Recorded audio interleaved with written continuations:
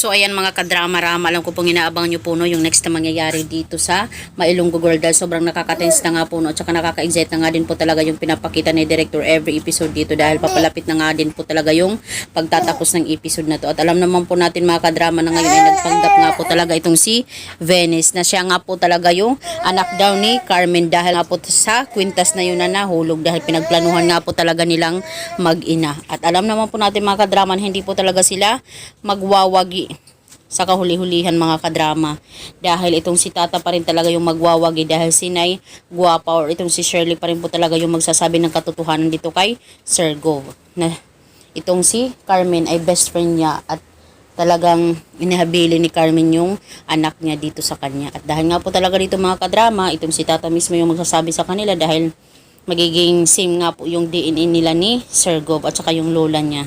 Diba, nagtagpo nga din talaga itong si Tata at saka si lola niya, diba? Dahil alam naman po natin mga kadrama na tinulungan din ni Tata yung lola niya. Pero alam naman po natin na medyo masungit yung lola na charot. Pero pasalamat pa rin talaga si Sir Gov. Dahil nga po talaga dito mga kadrama, talagang tuwang-tuwa itong sila Francis, sila Sir Gov, at saka lalong-lalo na yung lola niya. Diba? Na nalaman talaga nila na itong si Tata yung totoo nilang apo na sobrang napakabait na bata. Kasi ang layo-layo po talaga kung itong si Venice yung kanilang apo. Iba talaga.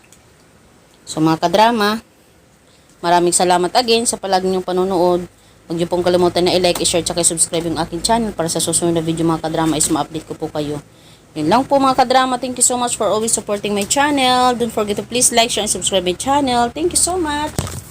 Bye! Abangan na lang po natin mga kadrama yung next na mangyayari. Bye! Be excited!